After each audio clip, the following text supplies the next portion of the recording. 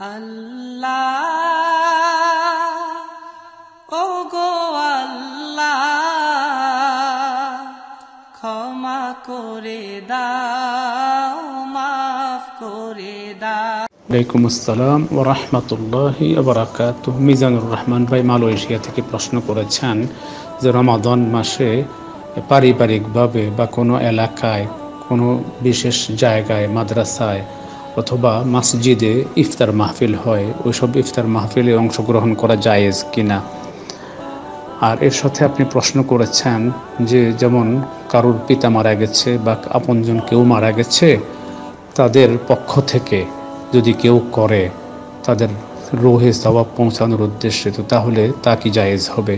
তো আপনার প্রশ্নের উত্তর হচ্ছে যে প্রথম প্রশ্নের উত্তরটা আমি দিয়ে দিই যে আমভাবে রমাদানে সেটা মসজিদে হোক অথবা অন্য কোনো জায়গায় হোক, যদি ইফতার মাহফিলের আয়োজন করা হয় তো এতে কোনো দোষ নেই, কোনো শরিয়াতের পক্ষ থেকে নিষেধাজ্ঞা নেই।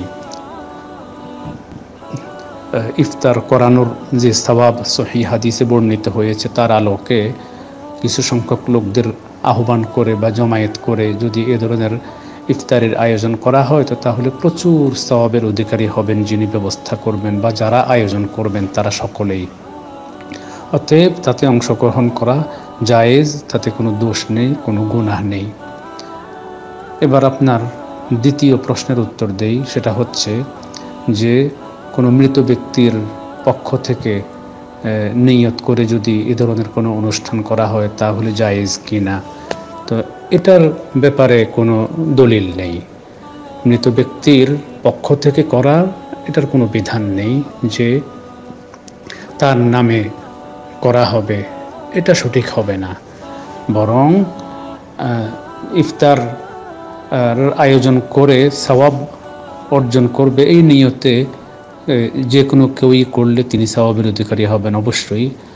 আর যদি যিনি আয়োজন করবেন তিনি মনে মনে এই নিয়ত পোষণ করেন যে এর যে সওয়াব হবে এই সওয়াবের অধিকারী আল্লাহ তাআলা যেন আমার ওই আপনজনকে করেন, তাদের রুহে এর সওয়াব যদি তিনি পৌঁছিয়ে দেন, তিনি বলেন যে আল্লাহ এর যে সওয়াব আপনি দান করবেন এই সওয়াব আমার অমুক আপনজনের রুহে আপনি পৌঁছিয়ে দেন।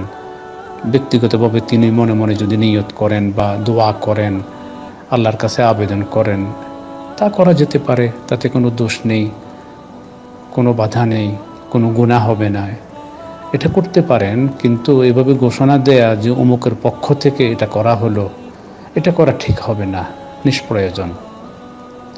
তো আশা করি বুঝতে পেরেছেন, এবং এ ধরনের আয়োজন করলে তাতে অংশগ্রহণ করা যাবে, কোনো গুনাহ হবে না।